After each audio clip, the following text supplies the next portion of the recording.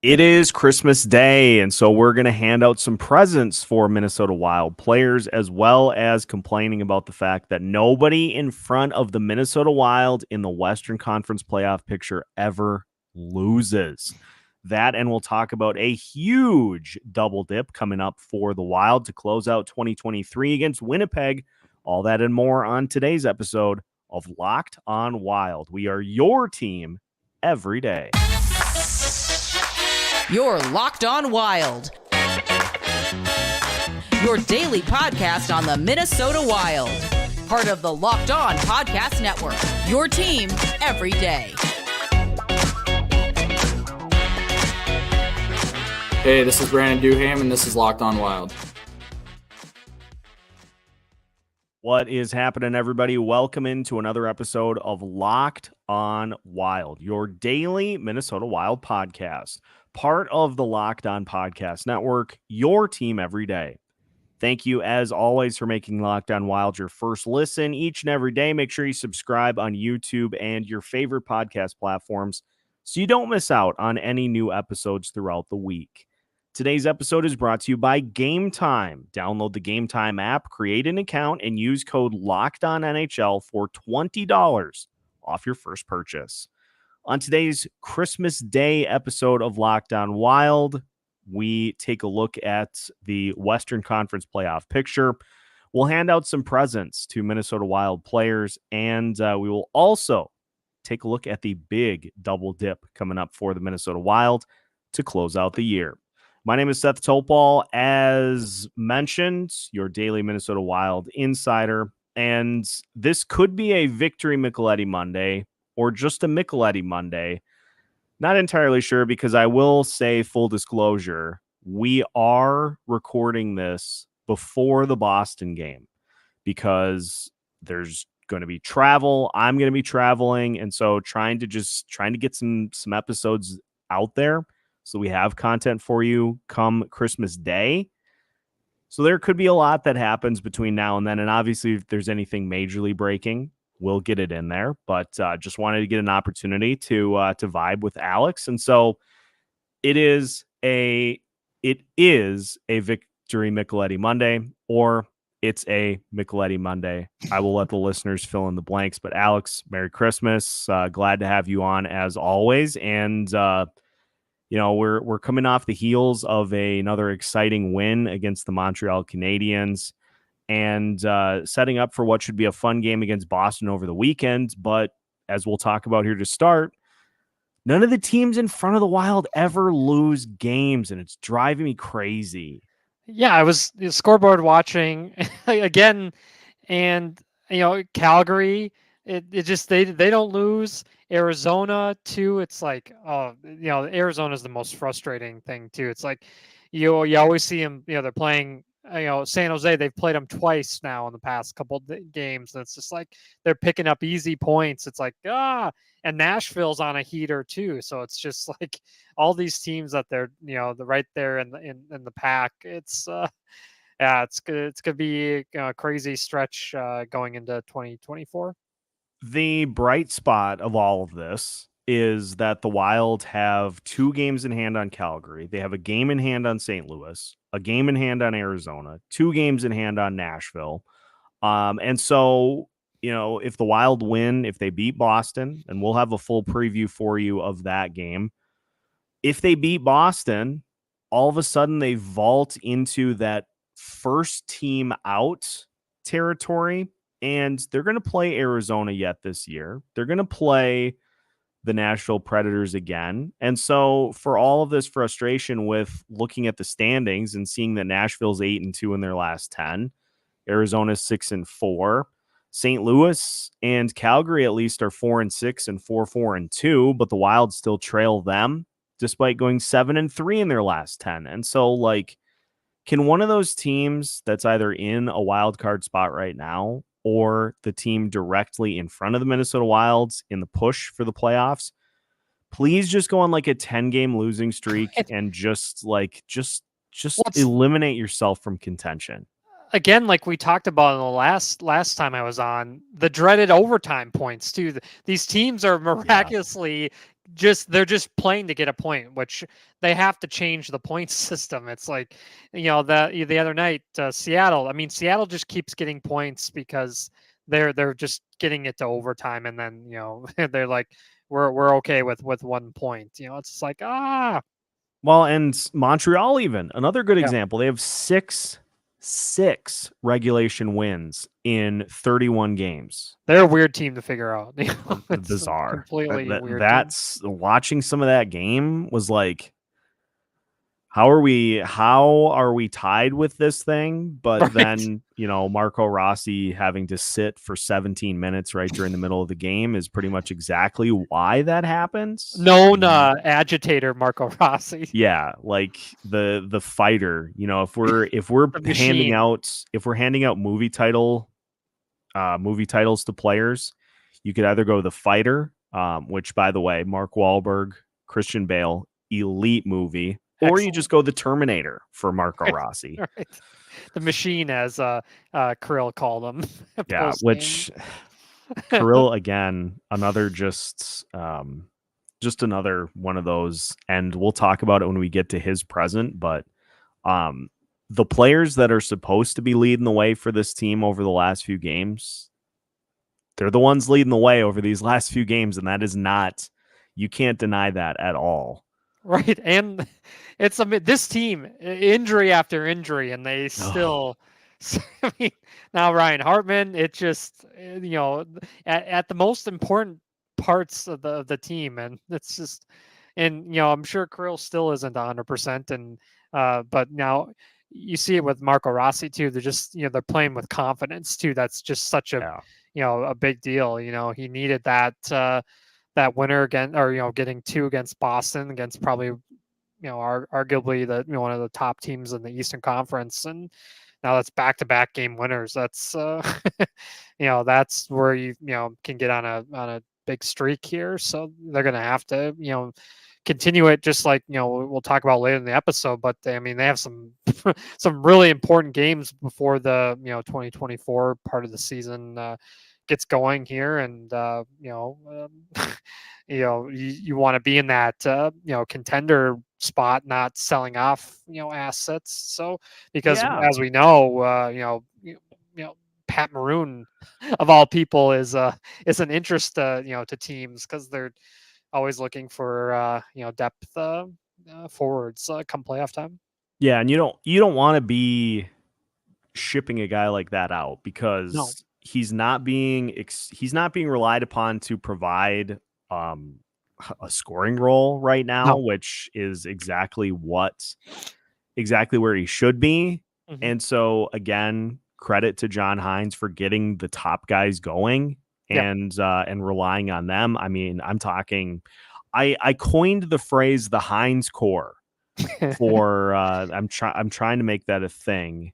And the group that it includes: Boldy, Rossi, Kaprizov, Ek, and Faber. Like, if you can get those 5 guys to be playing extremely well on a nightly basis, or even great, or even good, if they factor into the equation from a scoring goals perspective, or from just making like unbelievable plays, you're probably going to have a good time more often than you don't. And so credit for Hines identifying those guys and saying, these are the guys that make us tick. Everybody else can kind of follow along, but these are the guys that make us tick. And if they're going well, we're going to be going well. If not, we're going to lose games. And credit to the strength and conditioning folks and trainers with the Wild. Guys playing elevated minutes, more minutes than they're probably comfortable, but their bodies are just in the right state right now, and they're pushing, they're hunting for wins, and this is a hungry team that is trying to stay in that crowded mix of wild card teams, because it looks like it would be really tough for the Wild to get in that top 3. So you're battling it out with with everybody else in that for those wild card spots, and it looks like it's they're going to be going through the Central, not the Pacific teams. Yeah, thankfully, because you look at the top three. I mean, the Wild are currently 10 points behind Dallas with the same number of games played. They're 10 points behind Colorado, but they got 2 games in hand there. And they're 9 points behind Winnipeg with the same number of games played. And so you have to play that much better than them in order to get ahead of them in the standings. And that's where it becomes tricky, because you got 51 games left and you got to try to make up 9 or 10 points in those 51 games.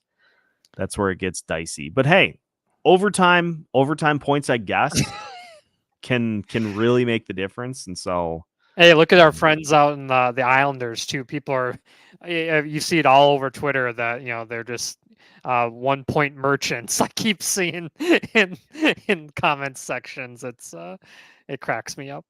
Yeah, they have really made a habit of getting to the extra session and just cashing that point, like right. Passing go in Monopoly. Like collect your $200 and keep going. Right. But let's hand out some presents, because with it being Christmas Day, we want to keep festive. We want to stay with the theme. And so we're going to hand out some appropriate presents for particular players on this Minnesota Wild team. And we will do that as we continue today's Christmas Day episode of Locked on Wild. Merry Christmas, everybody. Thank you for taking time to tune in, whatever you're doing. We appreciate having you along for the ride, and we'll continue today's episode after this.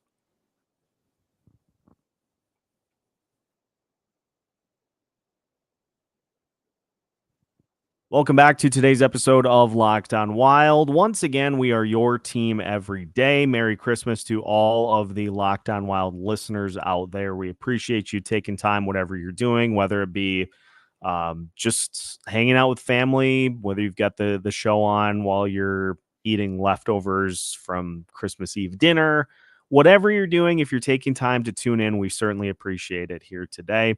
Seth Topol and Alex Micheletti with you, and it's time to hand out a few presents, Alex. And I came up with this bit, and so I have creatively come up with some present ideas, and we're just going to talk our way through them as I hand them out. So we'll start with the spectacled one, Brock Faber, after yet another 30-point effort against the Montreal Canadiens. 30 minutes. Yeah, just preposterous that he continues to, it seems like, get better the more minutes he plays. And well, it was 33. Yeah, unbelievable. 33-25. And the only thing that I could think of that made sense for Faber to keep him being able to do that as long as is necessary is a lifetime supply of 5-hour energy. And so anytime Brock Faber needs a lift, he can just pop open a 5-hour energy. They're tiny, so you can store a bunch. He can throw a bunch in his suitcase as the team heads out on the road. I mean, if Ryan Reeves can get smelling salts on the bench, somebody can get him a 5-hour energy. But the point being is that if he's going to continue to play at his elite level best, 5-hour energy is going to be the one to help him do it. Oh yeah, 100%. It's everything that that he's been doing. He's elevated at a whole nother level, and now he's starting to show some offense too. So that's a game that you've always wanted to, it's in there a little bit, and now he's starting to show it with some guys out injured, and so he's getting the special teams time, and that's just adding to what he already does at elite level. Is his skating is so important, and he's a guy that you don't have to worry about making a mistake out there too, right? Which is for his age, it's incredible, and he's making 30 minutes look like nothing. just a breeze. Like if I tried to even play one shift out there, I would be dead. Like there'd be no way that I could get from one side of the ice to the other. I mean, if you look at that decor, there's some guys that have, Alex Goligoski's been in some high leverage, minutes throughout his career, Stanley Cup, just playoffs, and they're trusting the 21-year-old, 22-year-old. It's insane, and I mean, you take a look, it's amazing that they're able to, to keep winning without Spurgeon and Brodin back there. Yeah, I like mean, teams you don't could do this. no, Normal no, teams don't do no. this. I mean, and they just, I mean, Montreal's nothing compared to Boston, but beating that Boston team, that is an elite team in, Yeah. in the Garden. That's one of the hardest places to get a win. And, it's just you're trying to stop David Pastrnak, who just always seems to come up in the clutch, and they did it, and that was a major confidence boost to the entire Yeah. group, especially on the back end of a back to back. I mean, and traveling, and, and then they, you know, that picture that's going kind of viral of Kirill, celebrating with the fans. It's just it's awesome to see that, especially, there's been some tough games at the X, and so to get that is, no overtime winners is awesome with your best player. So good for Kirill, and continuing his goal scoring.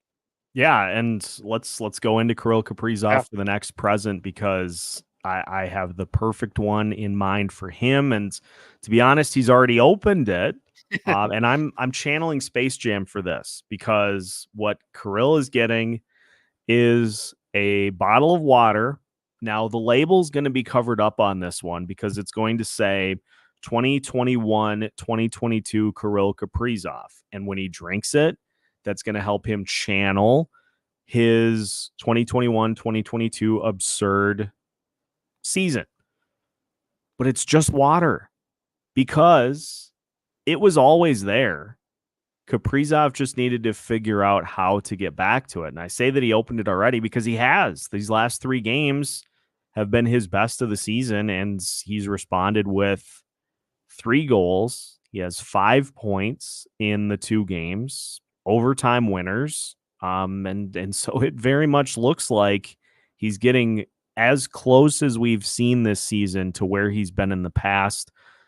And that's massive for this team. That's massive for the Minnesota Wild, because as he goes, the team goes, and he has been trending much, much better here recently. Yeah, I said it on Twitter.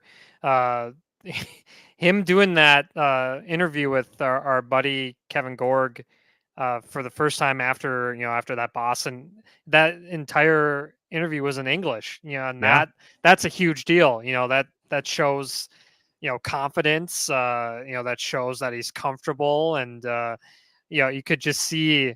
Pat Maroon said it's good to see a smile, Kirill, too, which it just seems like, oh, everything was lifted off his shoulders too. I think he was trying to do too much, and worried, having a letter on his jersey, and just it didn't seem like he was comfortable skating out there a lot earlier, in the season here, and still probably fighting through that injury from good old Logan Stanley, who we'll probably never hear from in this league again. But what a waste of space in Winnipeg, and I think Winnipeg figured that one out, now. So, but we move on. But yeah, just it's so much fun seeing Kirill score goals. It's like our Alex or our Alex Ovechkin. It's just Yeah. it's when he gets so pumped up to score, and and then jumps into the to the glass where the fans are celebrating too. It's awesome.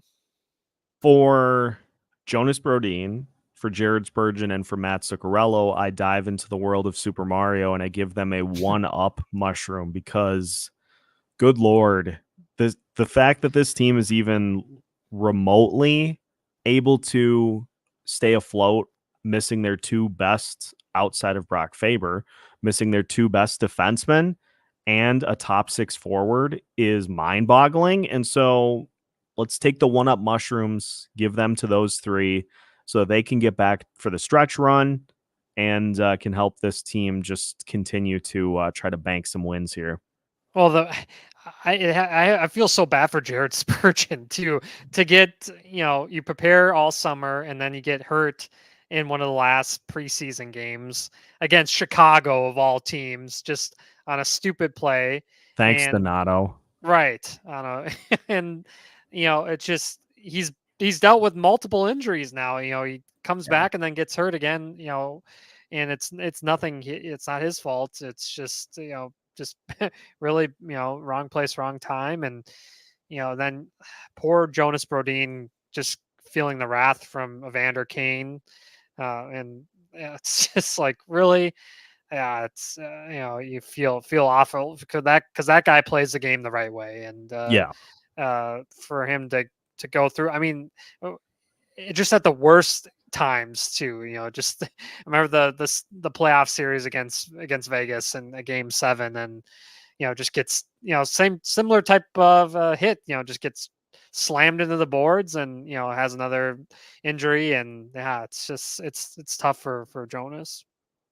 Very tough. Some of the other ones that I want to throw in here just to kind of wrap up is for John Merrill and Alex Goligoski. They have been given change of address forms from the United States Post Office. So do with that what you will.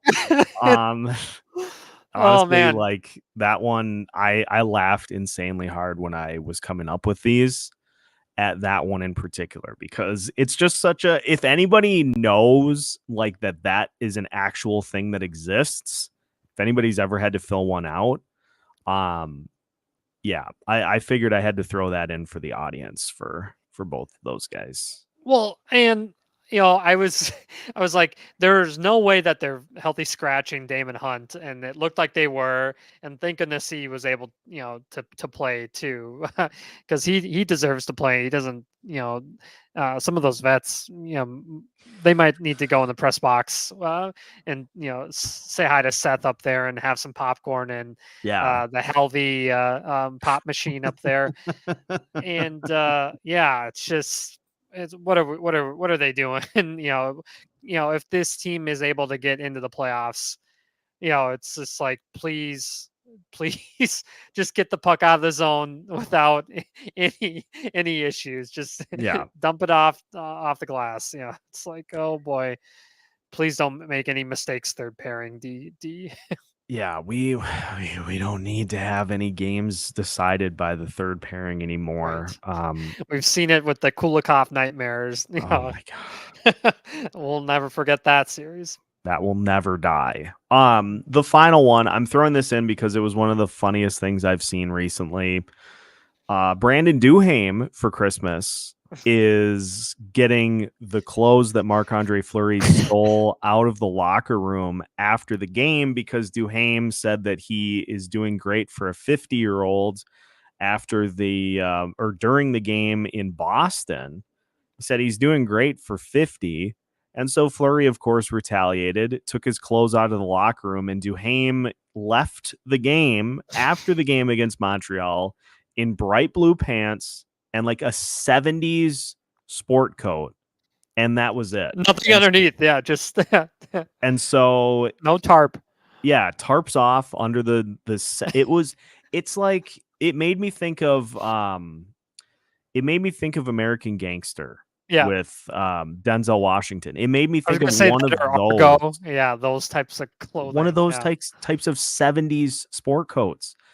And so he gets whatever Fleury stole, and Fleury, to his credit, said he'll be able to find him somewhere. But they're storing the balls of the ex. I'll have to ask him. Maybe we can ask Jessie if she sees dress clothes anywhere. I'll ask Duhaime the next time he's on if he ever found them, because don't mess with the flower. And one more for Fleury is at least 3 more wins this season. That's his present, because it'll be more than that, because he's been effective enough to where you can throw him out there too, in addition to Gustafsson, and we're seeing Hines be more willing to ride the hot hand when it presents itself. So let's get Fleury those 3 wins so that he can pass Patrick Waugh and hopefully at home too. That would be awesome. At home would be great. The only other spot that I think would be even better is if he did it in Vegas. Right. Where they, that would But be awesome. Yeah. we'll see. Yeah. So that's one more for Fleury, and for Freddie Gaudreau, his is a postcard from Dean Evison because he has started to play better. Gaudreau has, but obviously he's not playing near the role that he was when Dean Evison was here. And so a postcard from Dean is Freddie Gaudreau's present here to finish off. There were plenty of other presents, too many for me to even mention. And so if you have any creative ideas as well, I know Bob is going to have a ton in the comments because the nicknames that he has, it takes me about 40 seconds to start every episode because I'm scrolling through the comments for the previous one. All of the nicknames just absolutely have me in stitches. And so I can't wait. Denny, I know when you listen to this, you'll be cooking up something, or Travis. Yeah. Bob. Yeah, for sure. Fire them up in the comments. Let us know what creative presents you would give Wild players, and try to one up my change of address form from the United States Post Office. Absolute Just gold. try.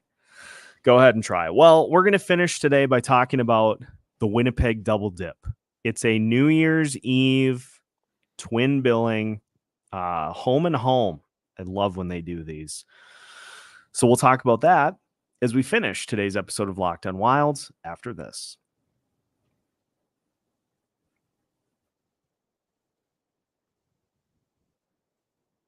Final segment of today's episode of Locked on Wild. Once again, we are your team every day, and we wish you a Merry Christmas from everybody at Locked on Wild, from the entire crew, from me, from Alex, from Zach, from Charles, from Jay, everybody that is part of the regular rotation. We wish you a Merry Christmas here today and hope that you are getting a chance to spend it with family and enjoying great food, hanging out on a relatively nice Minnesota winter day compared to what we have had in previous years. So we'll hope that continues because it makes my commute less hair raising between Southern Minnesota and the XL Energy Center. But let's talk about the Winnipeg Jets, because the Minnesota Wild, to finish off the 2023 portion of the schedule, they play Detroit on Wednesday.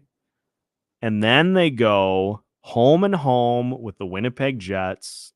And this is something that they've done the last couple of seasons, is you play at one venue on one day, play an afternoon game, and then you travel and you play at the other the next day. And so it'd be fun to be able to do this against teams that you were certain you'd be able to beat in both instances. But this is, I think, a fun opportunity too, because this is going to give John Hines an opportunity to see how they bounce back, because this is as close to like playoff caliber series as you're going to get, is going toe to toe against a team on back-to-back nights.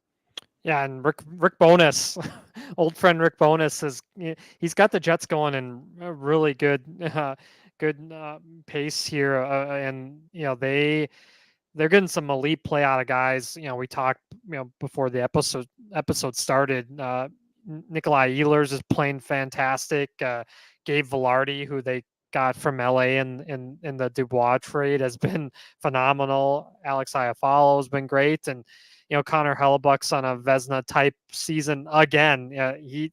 But for some reason too, the Wild usually have his number too. So I'm sure we'll get Brossoit in the other game, and try to take advantage of some major points. That's 4 points that could be up for grabs, so that the Wild could really elevate and get higher into the standings. And it's one guy that is always a pain too is Mark Scheifele. He seems to get under the skin of a lot of the Wild players. So just through battles, through playoffs, and it'll be very interesting. And they have Neil Pionk, Minnesotan too, and Dylan Sandberg, and so they have some Minnesota guys on Nate Schmidt, from Seth's neck of the woods, and yeah, so it's be very very stressful. That that rink too is loud. It's smaller than most rinks in Winnipeg, but they have a passionate fan base too, and I can't wait for those games. So here are the splits for Hellebuck over the last few seasons. Last year, he went 1-3 against the Minnesota Wilds, 3.27 goals against average and an 893 save percentage. Not terrible, but certainly not Hellebuckian as we are used to. Get a load of the splits from 2021, 2022. He was 2-1-1, but had a 3.78 goals against average and an 893 save percentage. And I remember it vividly because he gave up 7 goals, I think, in 2 of those games. That one of them was the Black Friday game, right? Or I just remember, I remember that one. I was like, oh my gosh, this is not Connor Hellebuck at all. So for whatever reason, the Wild get in his head lately. Just they're scouting him really well, and yeah, so that happens sometimes. I think that if I remember correctly, that was like a 7-1 win for the Wild, right? And yeah.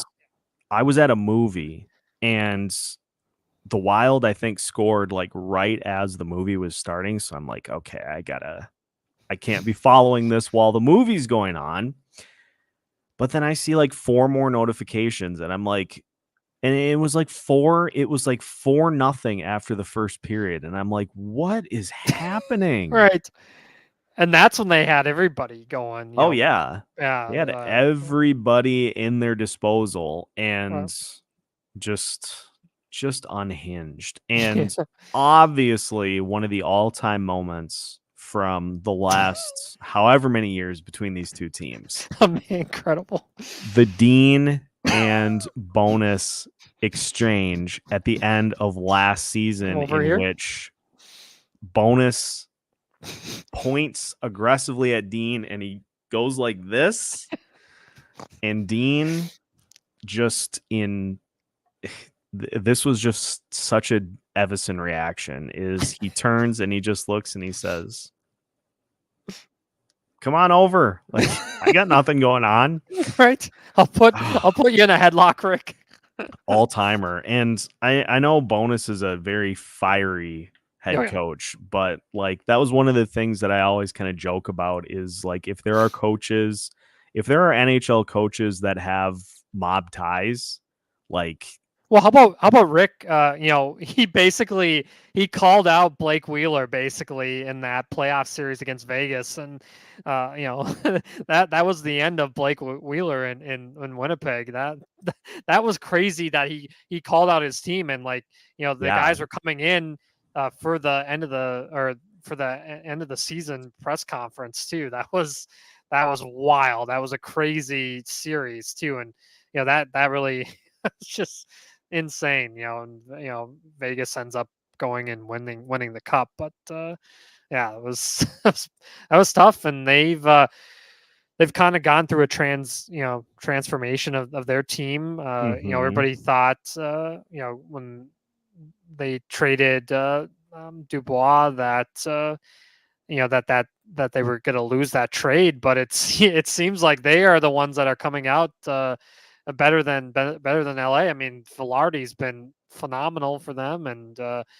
Iafallo, like I mentioned too, was huge as well, and it's amazing what they're doing without Kyle Connor too. I mean, that guy is top 10 scorer in the league, and they just keep battling, and they have Josh Morrissey too, who just continues to look like a Norris type of defenseman back there. It's fun to watch. Certified stud. Alex, I just want to throw one thing at you quick because I just remembered this in talking about bad blood. Jay Fresh tweeted out a survey that I think he put together, the 3rd annual airing of grievances survey. And one of the categories is the most common fan bases picked as most annoying for each fan base. And so you go through and like this, say, for instance, the Calgary Flames fan base most hates Edmonton first, Toronto second, and Vancouver third. Makes sense. All Canadian teams. Why in the world would the Toronto Maple Leafs show up as the second most hated by the Minnesota Wild fan base? Yeah, I don't know. How can you hate that team? Just from a Minnesota perspective. But I mean, I don't. How can you hate Austin Matthews? I don't. Then I again, don't get it. But I think Toronto was first or second in 99% of the fan bases. The only ones in which Toronto doesn't show up. They have a bougie fan base, but the only ones in which Toronto doesn't show up is their own fan base. Seattle, and that's it. Like they literally show up in every other fan base's top three. And for the Wild, it is Dallas first. Yeah. Oh, I mean, the battles on social media, it's crazy. Naturally. Even with beat writers too. We had we got ratings bombed by Dallas fans in that Stars series, which was not fun at all, because anybody that knows about how ratings work, ratings control how frequently you get shown to and people algorithms. To people who don't regularly listen to your show. And the more negative reviews you get, the less frequently you get seen. So that was super fun. Well, I'm sure you saw this too, and it's college football signing day this week or whatever, and I think it was Oklahoma fans were giving 1-star reviews to a dad's insurance, like a dad of a recruit that went decided to go to a different school, and they were just putting 1-star reviews on his business. It's like. That is like that type of stuff is just really uncalled for. Same thing with ratings. It's like you're affecting people, their livelihood. It's crazy. Chicago was third, and so I get 1 and 3. I don't understand Toronto in there, but the reason I bring it up is because on the topic of bad blood, Bonus and Evison, I wanted to throw that in because Dallas should be number 1 for Minnesota Wild fans. But the rivalries. And it's too bad too, because you have, they have Jake Ottinger in that and Jason Robertson. I mean, they have some guys on that team that, it's hard. It's hard. Joe Pavelski. How can you hate that guy? I mean, right. The one guy that, fans did have a legitimate gripe about, Jamie Benn. Yeah, and remember Antoine Roussel too. My goodness, that guy was a pain. So, yeah, but I mean, they do have some really likable guys on that team too. Which yeah, you say what you want about Pete DeBoer too. He's he likes to needle the Wild, but he's a hell of a coach too. Good luck doing that against John Hines. John Hines seems unflappable. Yeah.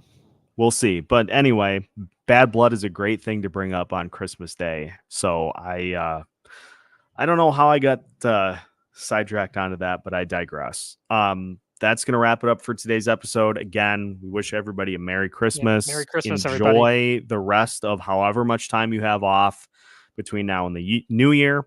We'll continue to drive the content bus for you. So make sure to subscribe to Locked on Wild if you haven't already, so you don't miss out on any new episodes throughout the course of the week. We have new episodes for you every Monday through Friday as part of the Locked On Podcast Network.